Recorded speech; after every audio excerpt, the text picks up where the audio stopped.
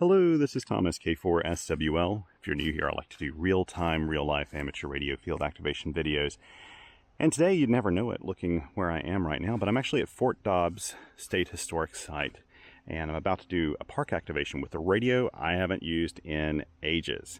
Now, before I begin, as always, check the description below. There's going to be a link to qrpr.com with a field report that explains everything here.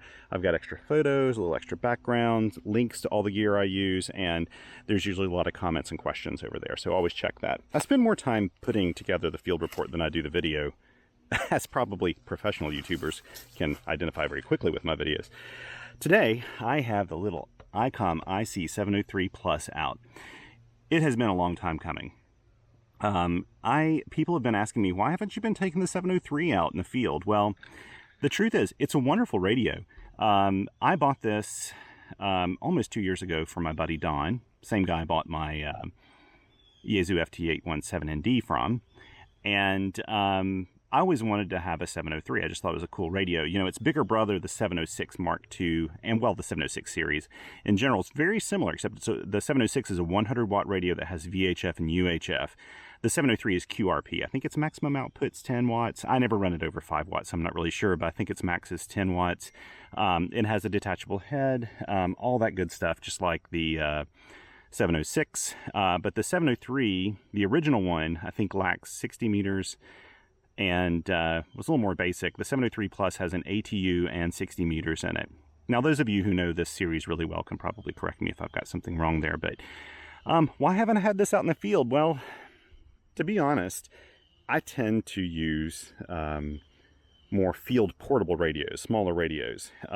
If I only had the 703, then I would use it, you know, a lot, actually. I mean, I'd be happy with this being my only radio.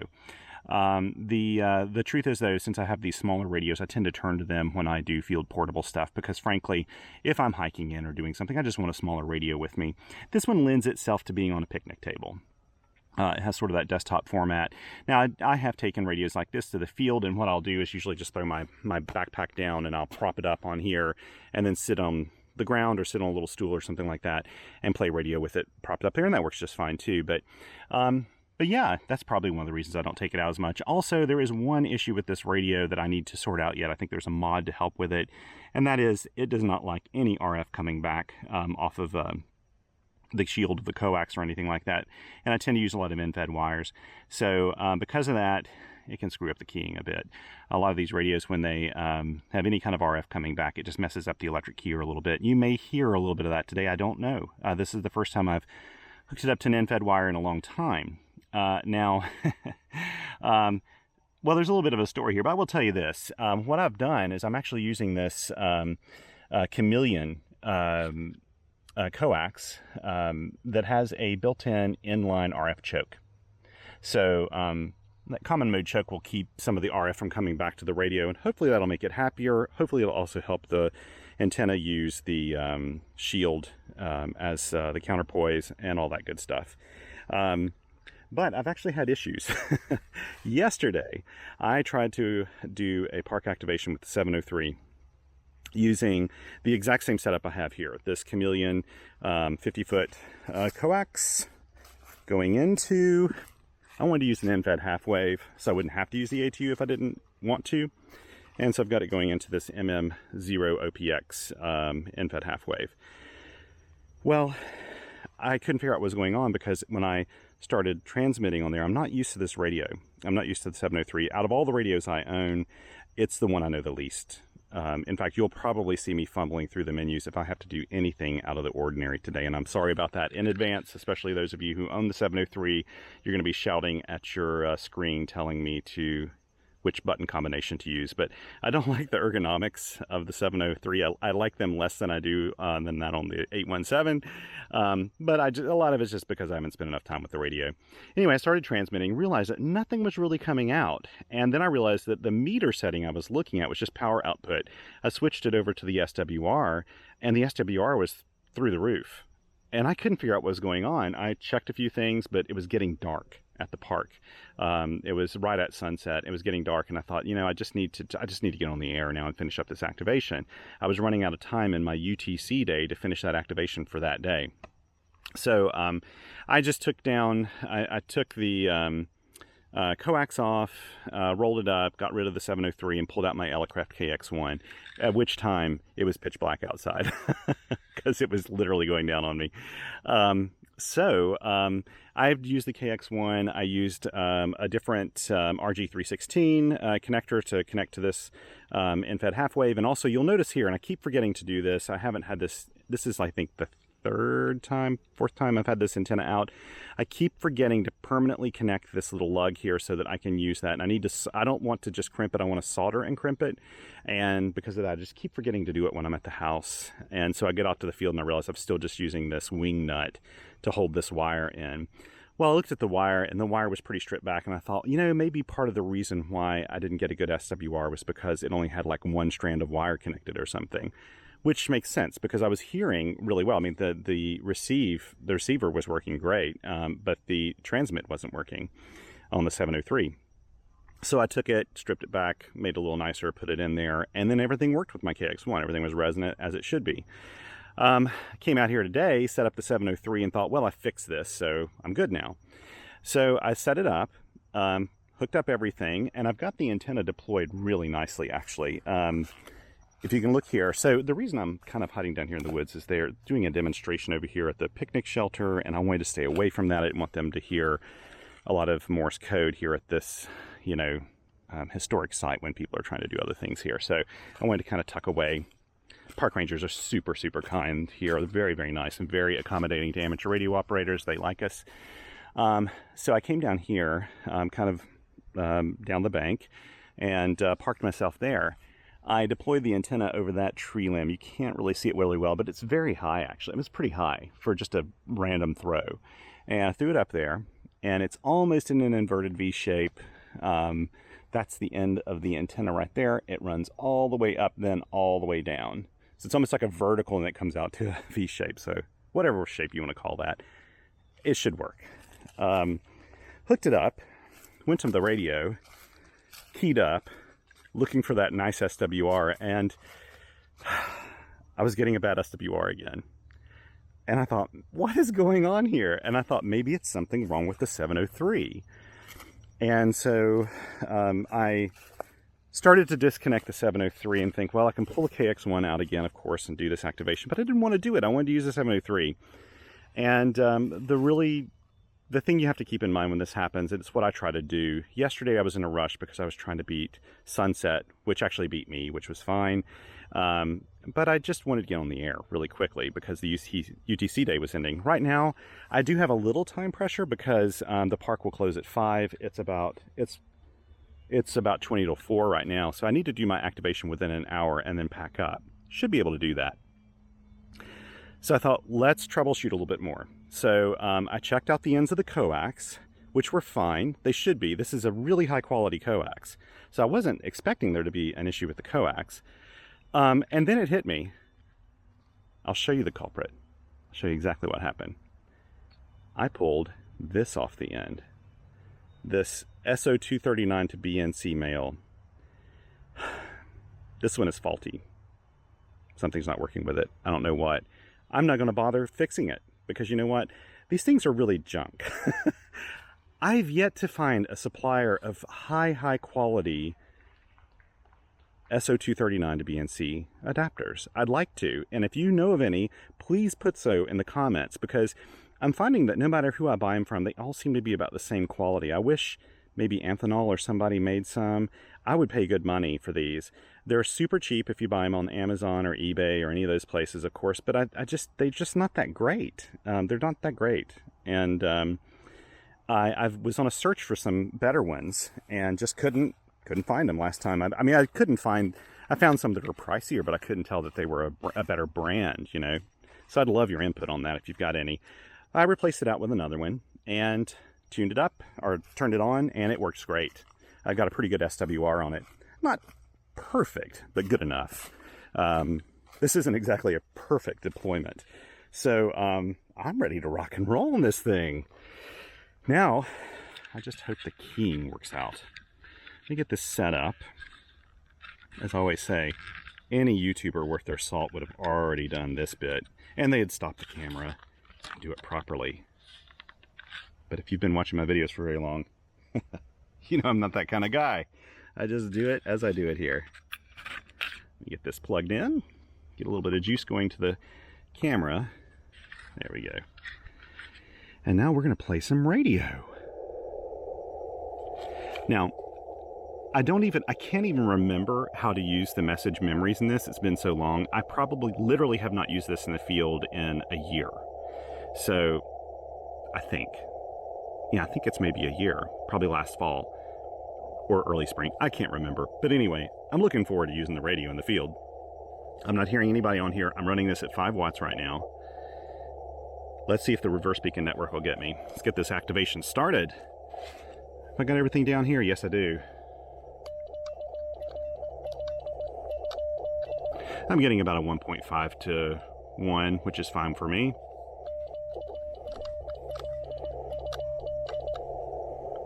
I'll go with whatever speed this is right now. There's probably a better way to... These menus here, I'm just not familiar with these, and I really need to make myself a cheat sheet. That's what I tell people to do. But I just haven't been using this enough, you know? So, scan functions, BSR, DSP. I'm sure there's a really, really simple way to do this. Yeah, I don't know. There we go, key speed.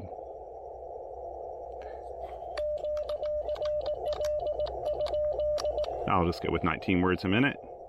Let's see what else is on here. CW reverse, no. RF power 5, key speed. Okay, well, hey, we're good. We're good.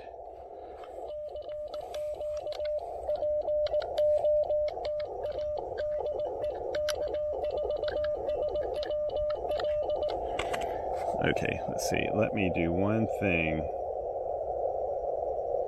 I meant to contact...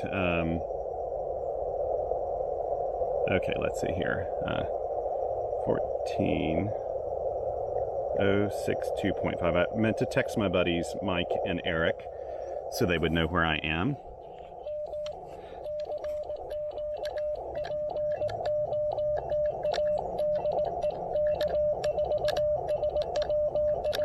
I should say that the moment I got this 703, the first thing I did was go out and find a narrow CW filter for it.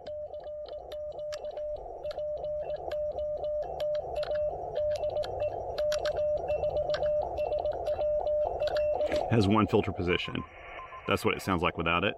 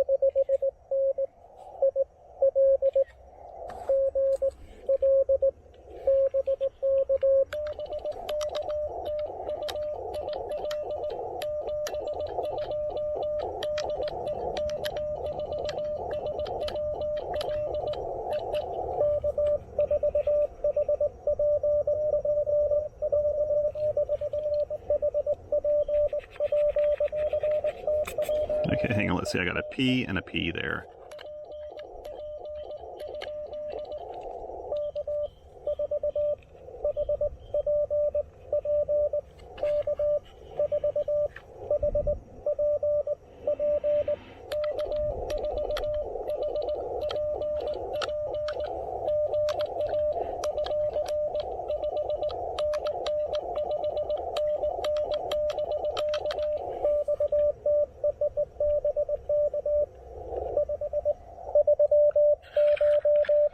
Now you're hearing this click a lot, and that's because I've got it set up for full QSK, or full break-in.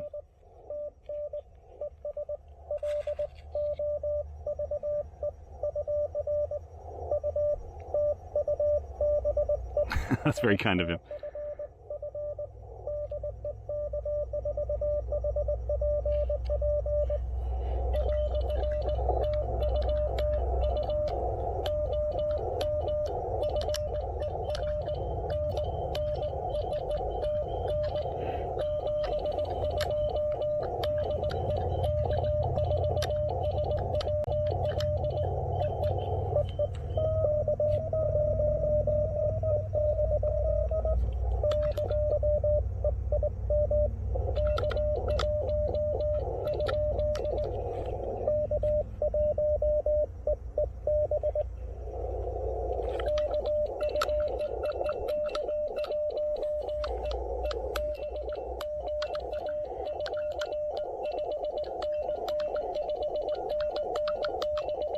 The keying's working really nicely.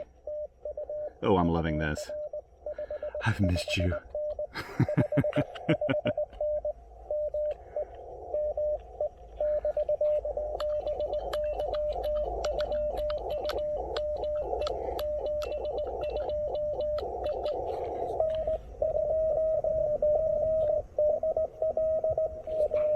Okay, let's see.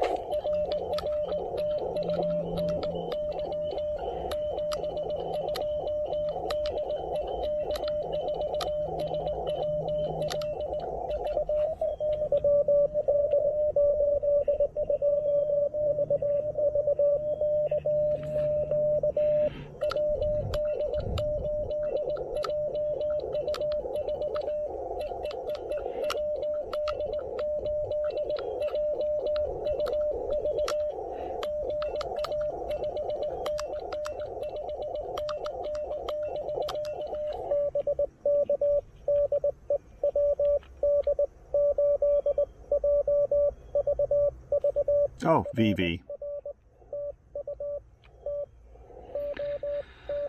There we go.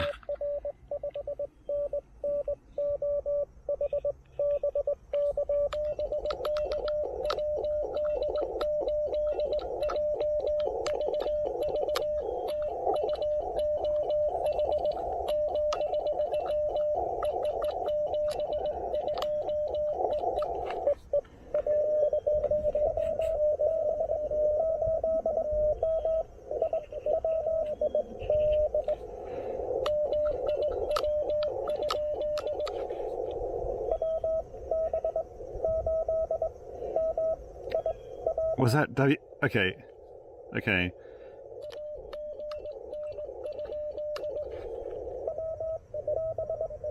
There we go. I just didn't get that B for some reason.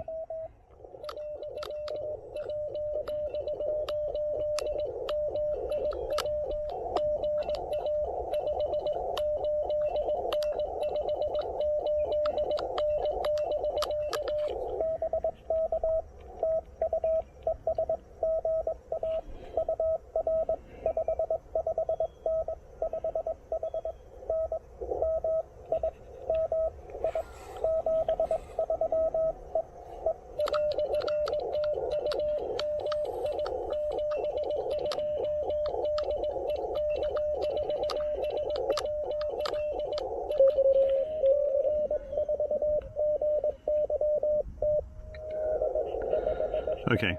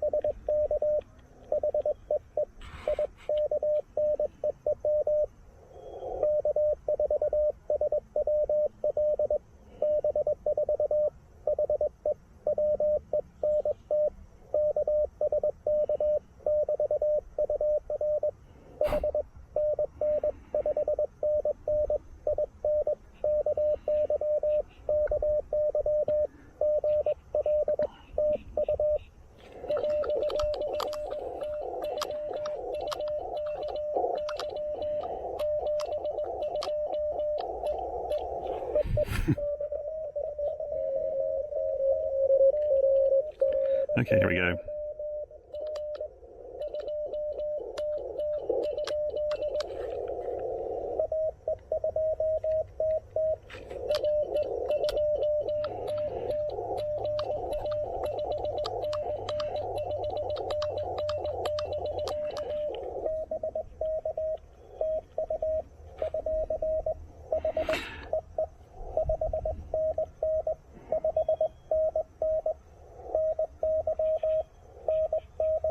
"20 meters is a little short today."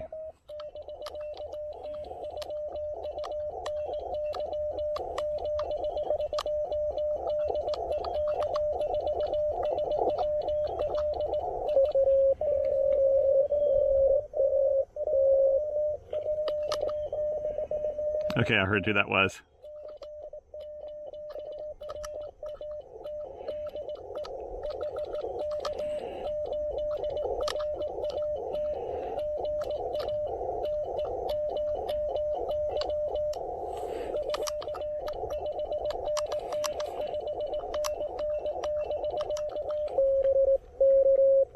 Good old Mike, K8RAT. He needs to clean his contacts.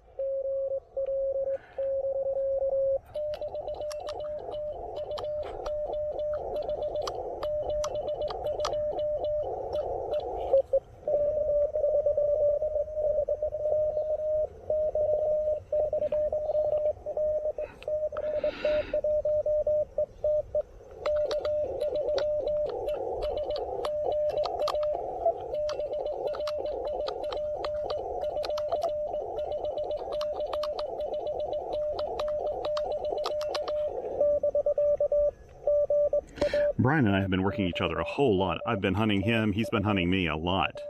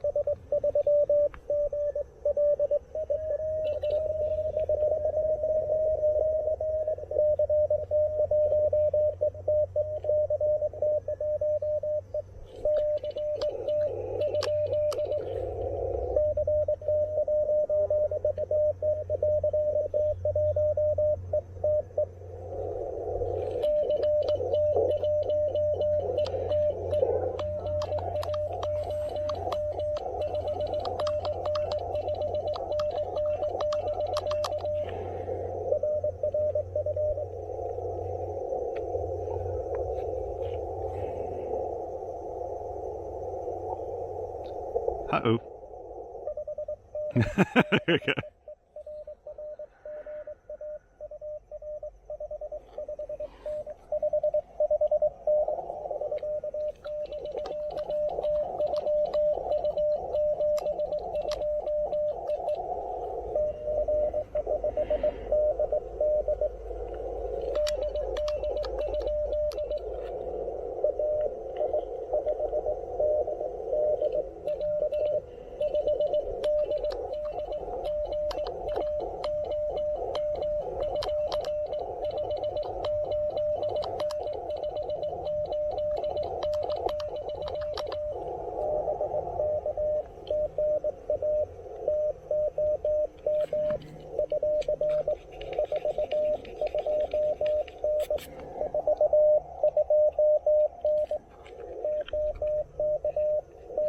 Always good to get you in logs.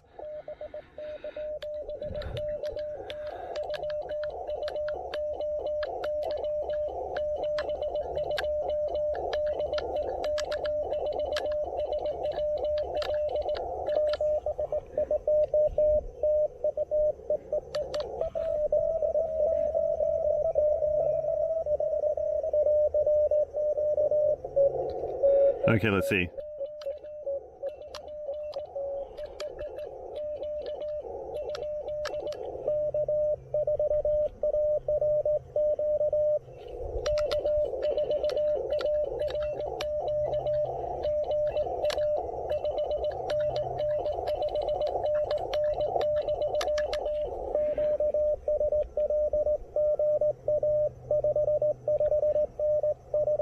Good fist.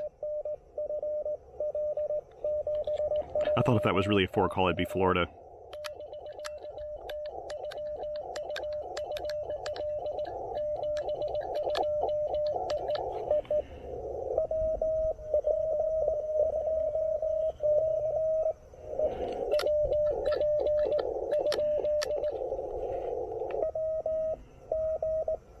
Okay. Okay, wait.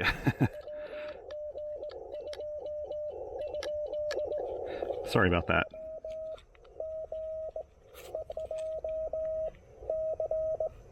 There we go, there we go. Got him.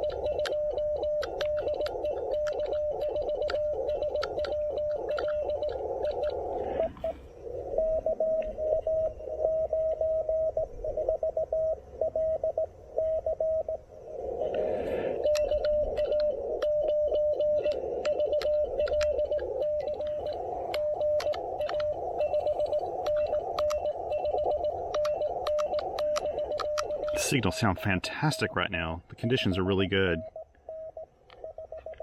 We've had some bad solar stuff. And sometimes after that, a couple hours after that, it gets a lot better.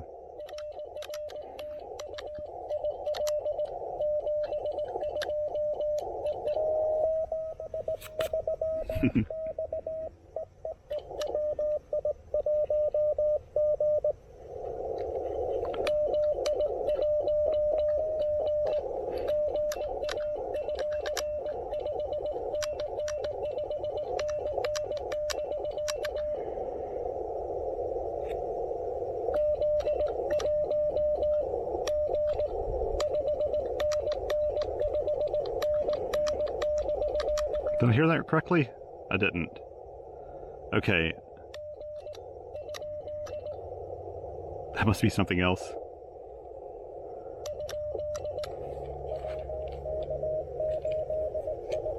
Okay, let me see. Let's try this again. Okay.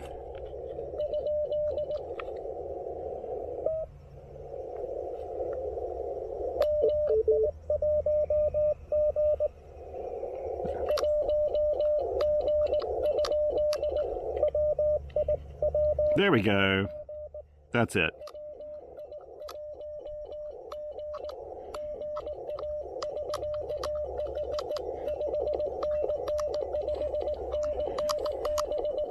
That wasn't the radio, that was my own bad keying there. That's what happens when you get distracted. Massachusetts, nice.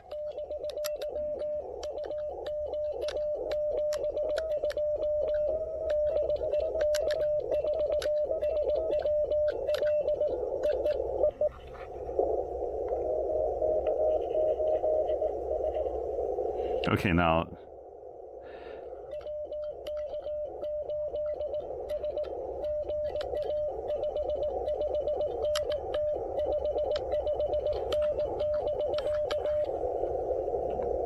was that WK? Did I get that one wrong? Okay.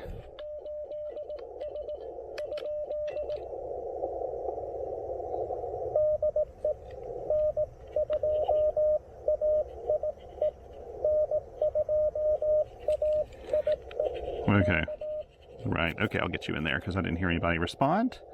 AIT.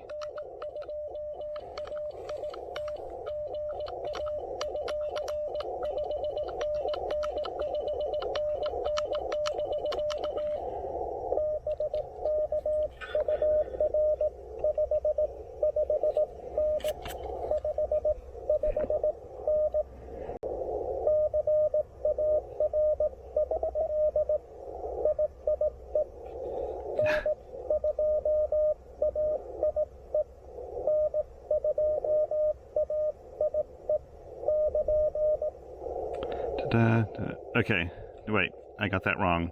Okay.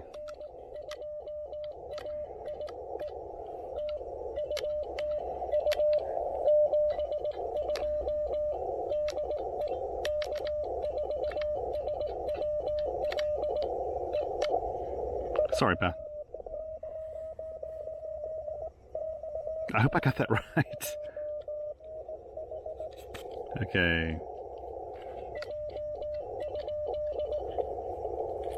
Did I hear a J? Okay.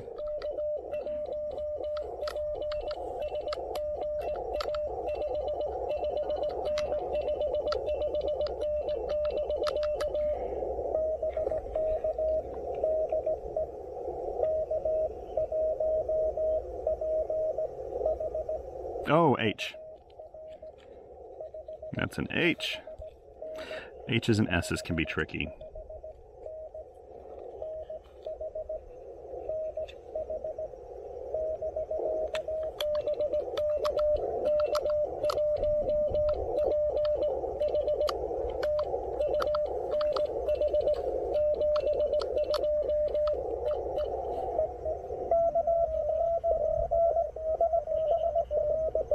Okay, did I get that right?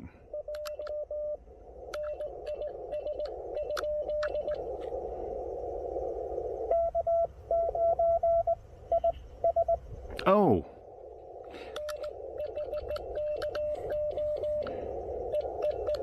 Get my head into this.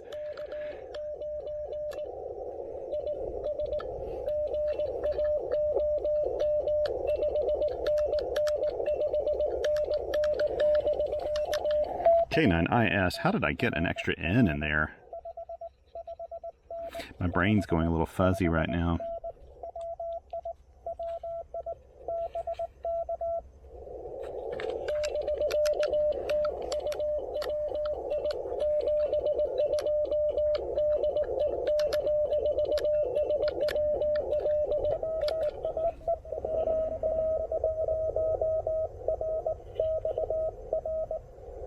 Okay. Okay, wait, hang on.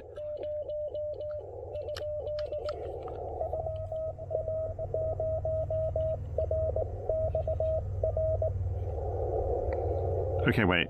Okay.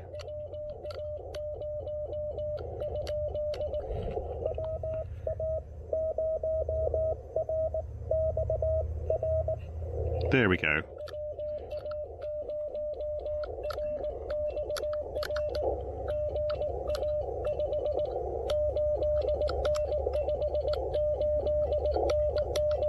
Not a bad signal today. It's refreshing. Thank you, son, for cooperating.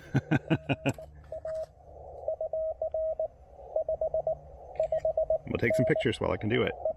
See that? Get to see all this action in my videos. Iowa.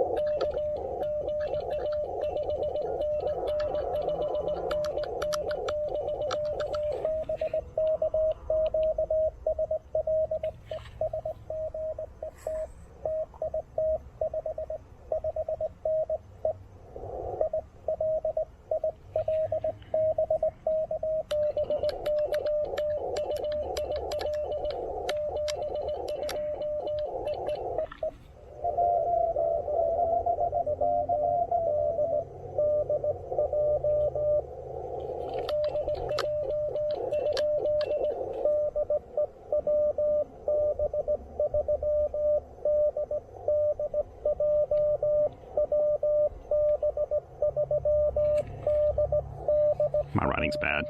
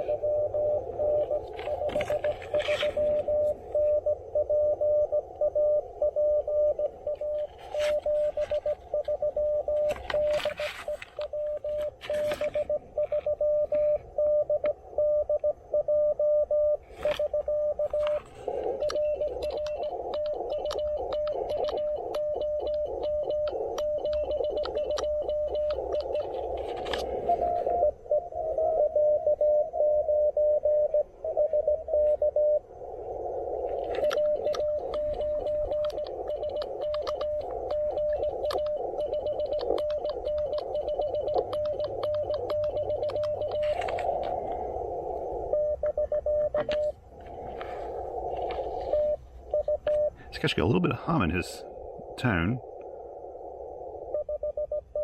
I may send a message to him later about that.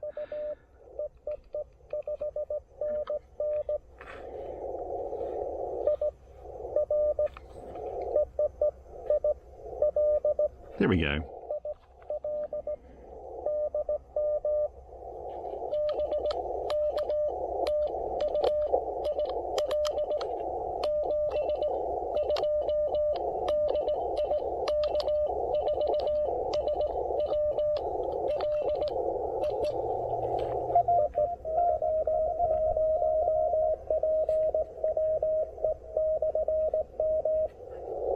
Okay.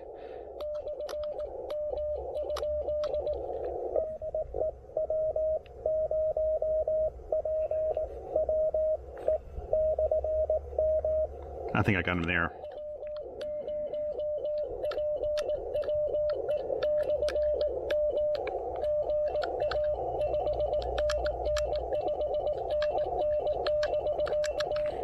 Stroke M, which means mobile.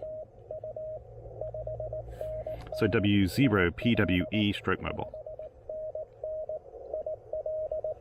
Nice. These are great signals to...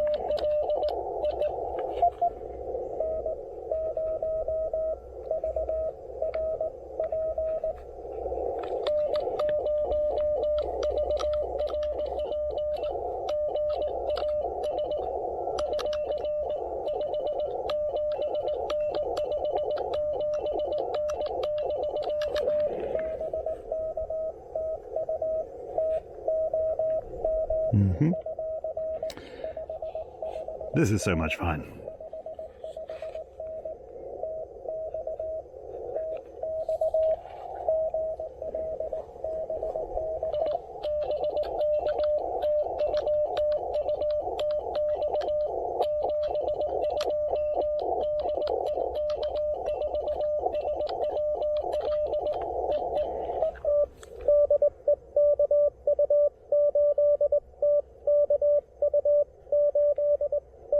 Oh wait, KU8T, of course. There we go. Put this back on here.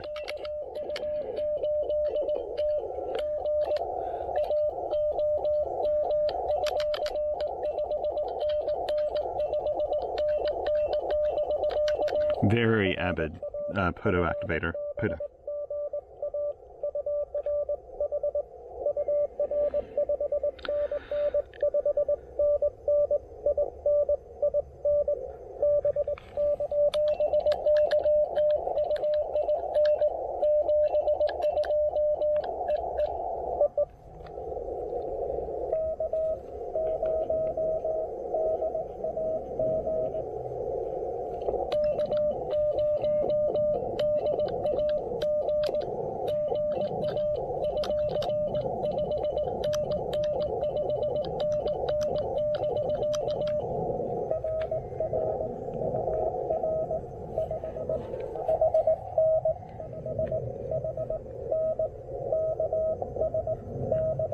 Kansas, nice.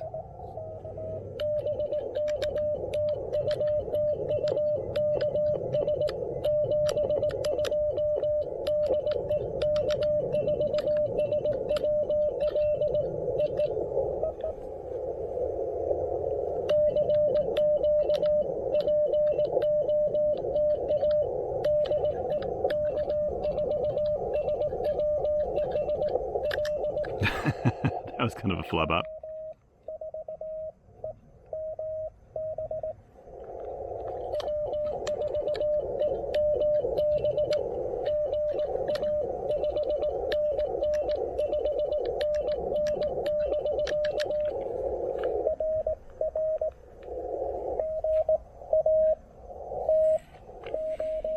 Good to get you in the logs here.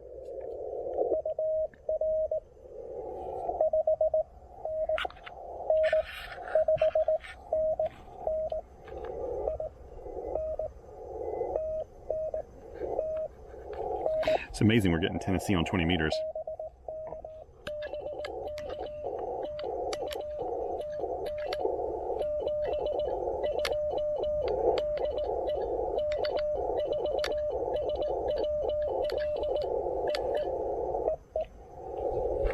Not bad.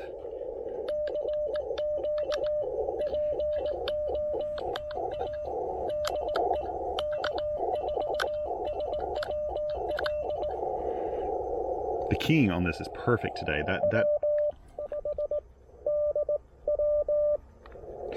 The RF check really helps.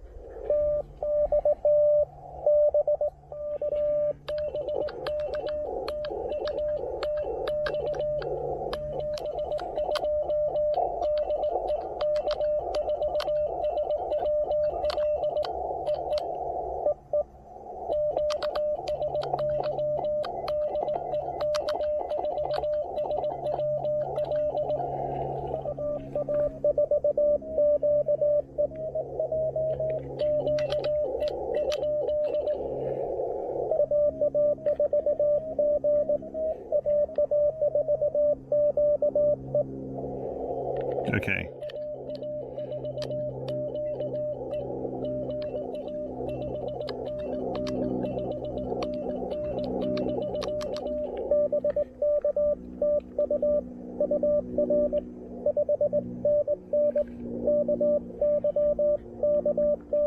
I've got more Kentuckys today than I've ever gotten.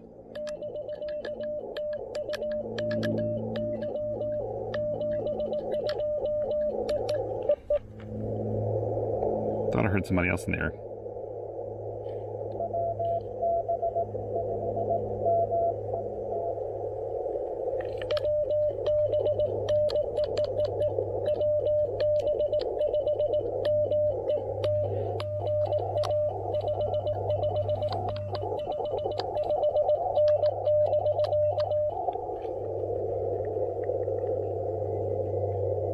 Did I get that right?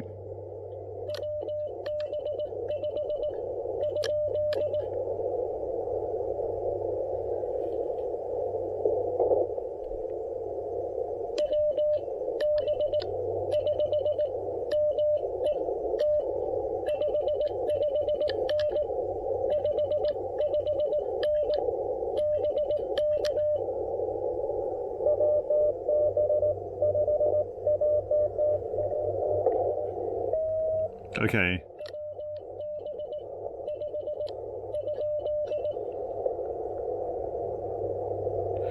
I missed that. I think it was a J. Is that a J? Let's try that again.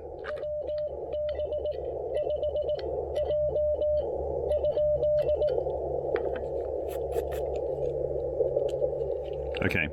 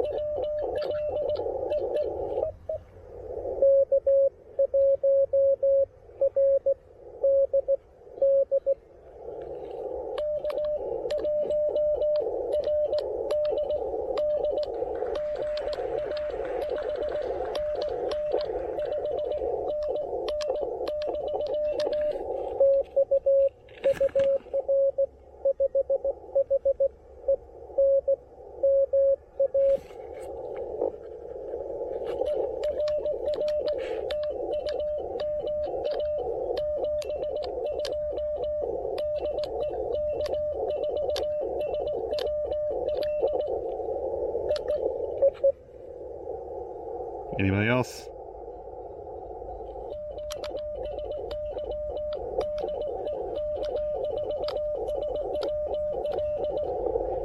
Okay, I'm gonna move up before anybody else comes. Because what I want to try, I actually need to go pretty soon. If I move down to the 40-meter band or the 30-meter band, well, the 40-meter band, I suspect that there will be a lot of stations there. I may be wrong, but I just don't want to have to cut off a pileup quickly. I've only got about 5 more minutes, maybe 10 more minutes, and I need to leave. So what I want to try to do, and I've never tried this, let's just see if the ATU and the 703 is good enough to tune my 40-meter end-fed half wave on 17 meters. That's sort of one of my litmus tests.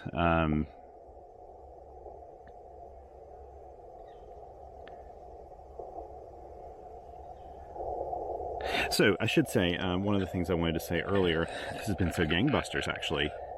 I can't count this up right now, but it's amazing. See, 20 meters was kind of short today.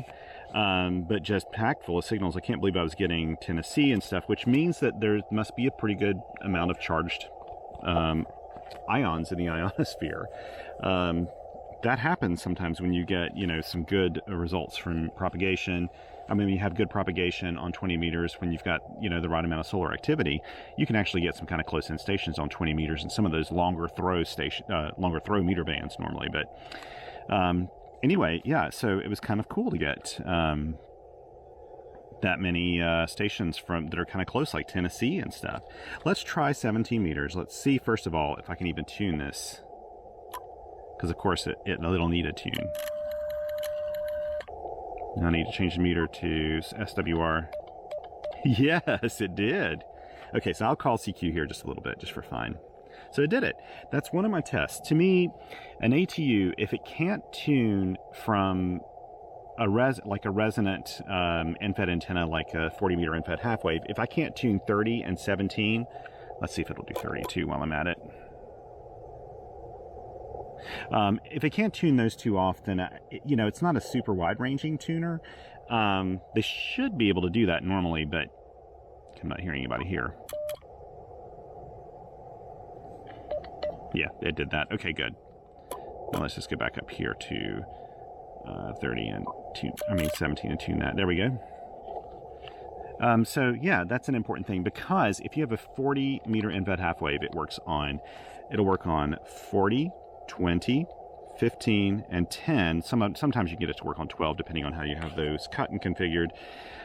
And you know, if you, like, for example, on 40 and 20, 15 and 10, those are normal bands, so you may have a CQ contest that day, or some kind of contest, some kind of CW contest or something. Not a CQ contest, but a CW contest. And if you want to escape some of the madness of that, to do POTA, SOTA, something like that, then you want to go to the WARC bands, like 30, 17, and 12. Those do not allow contests. They do allow activities like this. This is not a contest, and we have heard from you know, the authorities that it's perfectly fine to do to use the WARC bands for things like POTA and that sort of thing, because they're not in a specified time period. It's not like a 24-hour period where everybody's trying to contact each other. This is an ongoing activity, and they don't mind the WARC bands being used for that. They just don't want it used for contests. They want to have an escape on this band. So let me start calling CQ a couple times so the RBN can spot me, and let's see if there's any kind of activity here. Here we go. Well, I should do this just out of formality, but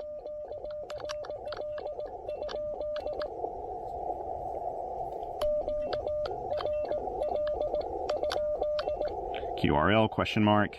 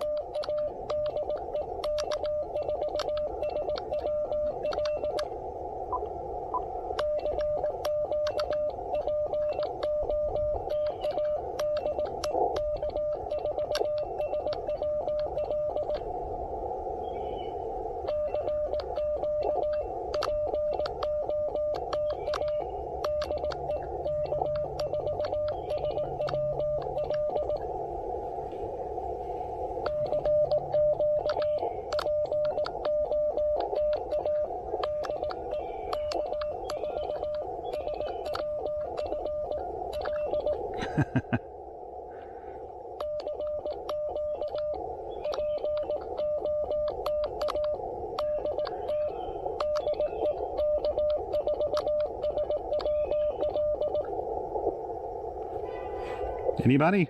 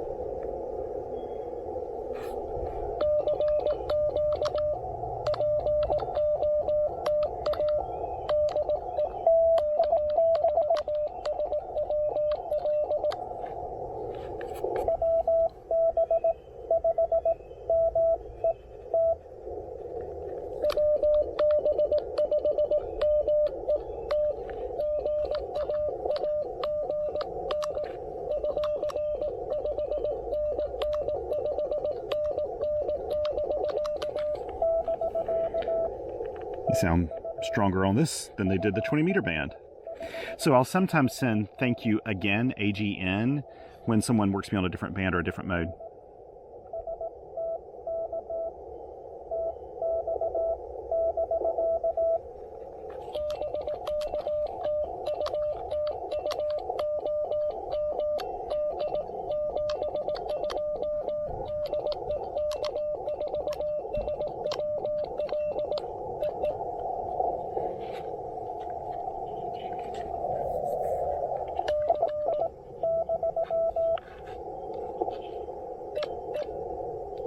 Get him. There we go.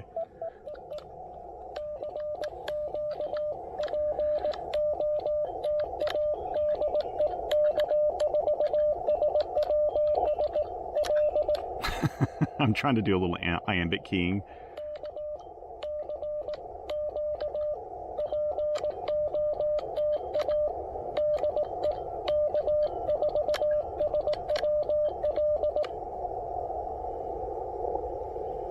I'm happy now. I've got my one contact on 70 meters.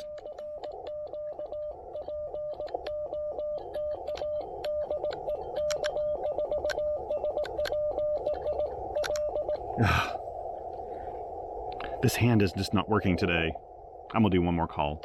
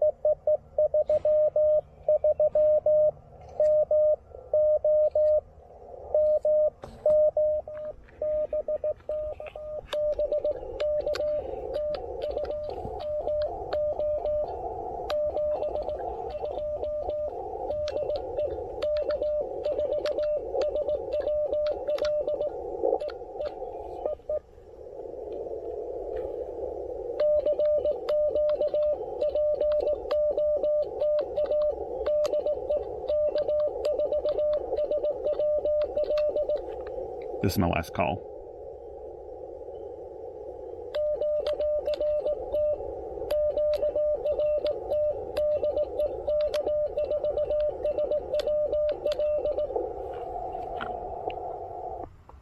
That has to be my last call because it is now 4:30 local. They're closing in 30 minutes. It'll take me 10 minutes to put up the station. Plus, I've got other things to do today, so I'm going to call it quits right now. Man, this was fun. This was so cool. I love this. You were a good radio. You've proven yourself. Ah, that's nice. So I just need to bring an RF choke with me. I understand, and you guys can comment about this, you guys and gals. There may be I think there's a mod that you can do to this radio to help out with some of the RF coming back and, you know, but I don't mind keeping a choke with it. I've actually got a choke in my bag, an extra one. I've got an inline choke from Tuftlin. How do you say it, Joshua? I'm not sure. And I also have one from Pac-10, an excellent one from Pac-10 as well. And then this one has one built into it. The one annoying thing I will say about the 703 is it is the only field radio I take out regularly that has an SO239 on the back. You know, it's just not common anymore. We're so used to having BNCs that trips me up. Actually, yesterday I was going to throw a different antenna on here, and I realized I had no way to get it from a BNC to a PL259, which is what it accepts in the back. And when I went to the Shelby Hamfest, I bought what I thought was a female BNC to PL259, and somehow I picked up the same old SO239 to BNC male, and so I've got the same old thing. I've got a whole bunch of, again, cheap ones. I'd love to know, I'm very serious about this, I'd love to know if someone knows where you can get some really high quality SO239s to BNCs, because those are, you can buy them anywhere and they're super cheap, but I want something that's going to last me a long time. That is one really common failure point. And so I really don't like those for that reason. I want a good one. I could just build myself a little patch cable. I'm starting to invest in a little bit of crimping stuff so I can make some oddball cables that I want to. I've always had crimping stuff for just kind of common connectors like PL259s, regular size. But I really want to invest in things that can do RG316, because that's really what I've adopted for most of my field stuff here. Though I do like larger cables from time to time. But man, I tell you what, this performed really well. And I'm very pleased with this, actually. You know, in the past, so everybody's gone now. Hopefully my CW didn't put them off too much, but I don't think they heard it, probably. But in the past, I've actually used this little shelter over here. Fort Dobbs is a historic site. Anytime you come to, like, a state or national historic site, always go and ask for permission, because those are places where they may not want someone with modern equipment coming out and playing radio. True, this is Morse code, which is a really old mode, but they may not want someone, there's my shadow, they may not want someone coming out and disrupting, you know, presentations they're doing, because they do sort of authentic, they dress in period clothing, you know, they have activities they do with school groups and all those other things. So you want to walk in and first of all ask them, is it okay, you know, if I set up here somewhere, which is what I always do, and they'll tell you. You know, and here at Fort Dobbs, they are super kind, very accommodating to amateur radio operators. But like today, I walked in and he instantly thought I probably wanted to use the shelter. And he said, you know, we do have a group here today. However, we've got all these picnic tables down here off to the side. No one's going to be down there. Feel free to use it as you feel, you know, you want to. And so that worked out great. And in fact, I really like this position, because these branches, it's really funny too, as I'm kind of rambling away at the end of this video when I need to be packing up. Once you start doing a lot of throw line work, and if you're like me and use wire antennas more than anything else, when you walk around, your world becomes a place where you're looking all the time, no matter where you are, for good branches for trees. And what I like to look for are branches like this that come out horizontally, because with my throw line, I don't even have to really be accurate. I just throw it up there and it's going to go over the top and then eventually settle its way down to those branches, which is exactly where I want it. So that's what you should always look for when you come out. You'll notice, I'm telling you, if you start using a throw line and you're putting wire antennas up, if you live in an area with trees, you'll never see trees the same way again. I can drive down the road in my car and I'm identifying trees that would be great for antennas, even though I've never put an antenna up there. But this is actually a wonderful spot for it. They've got some older growth trees here that have been around for a while. Not super old growth, but they've been around for a while. There are just loads and loads of branches I could hit here. And so it gives me ideas of where I could set up antennas. When you have a 50-foot cable, which is excessive for most of my portable stuff, but when you have a 50-foot cable, that means you can position the antenna. It gives you a lot of radius to put the antenna. Of course, you have to be conscientious of other people using this site, and that's the reason why I usually keep things really close by, because I want to know where my antenna is. I want it close enough that if people, kids, dogs, whatever, come into that area, they're not going to get tangled up in my antenna for a lot of reasons. I don't want it to pull my radio off the table. Some people probably actually put strain relief on their table just to act, you know, if someone trips on it or something, it won't yank the radio off. I never really do that. I usually am pretty conscious of where I'm putting the antenna up and where I am. But you always want to make sure people don't get tangled up in it or trip or anything like that. You don't want to cause a trip hazard. But also another piece of advice about sites like this, or historic sites, try not to go on, if you go during the week, which is tends to be what I do. I take out chunks during my weekday to do this. If you go during the week, try not to go in a time where a school may be doing, a trip out here, a field trip. Try to go sort of toward the end of a school day after, the buses will have all left and all that stuff, and you'll be less likely to run into larger groups that are doing educational activities. Okay, I need to keep this, I need to bring this to an end here. I just had so much fun with the 703 this time. This was really good fun. So looking forward to taking it out again now that I know that I can use an RF choke and it really will kind of handle everything. And yeah, but I better hop off here. Thank you so much for joining me today. Again, check in the description below for links. A lot of you will, if you're Patreon supporters, you'll note that I'm also using Vimeo now to do videos. I recently learned that YouTube actually inserts ads in my videos, even though I have monetization completely turned off. I can't control that, of course. I guess they've got to pay for their service. So what I'm doing is using Patreon funds to fund using this streaming service called Vimeo. And that costs like $420 a year or something. Patreon supporters are supporting that, and that's bandwidth limited. I can't just open it up to everyone or I'd run out of bandwidth really quick because my videos are huge. So what I'm doing is just opening it up to Patreon supporters of any level. And if you're a Patreon supporter, that means you can go and log in to Patreon, and not only can you view the videos without any form of ad whatsoever, but you can even download them and save them. I don't mind that at all. So I've got it set up so you can download them and use them as you wish. My goal is always just about having the option of an ad-free experience. I personally don't like tons of ads in my videos. That's the reason I don't put them on YouTube, but YouTube is now doing it anyway. So that's one way you can get around that, is by becoming a Patreon supporter at any level. You can even do it at a really low level and you'll still be able to see those. So anyway, thank you so much for joining me today. My stuff will always be free though. Don't ever feel like you have to, if you've got other things in your life going on, don't feel like you have to support me. Take care of yourself and your family and your own radio needs, if you're saving up for your first radio or whatever, especially. But anyway, be kind to one another, and until next time, 7 3s.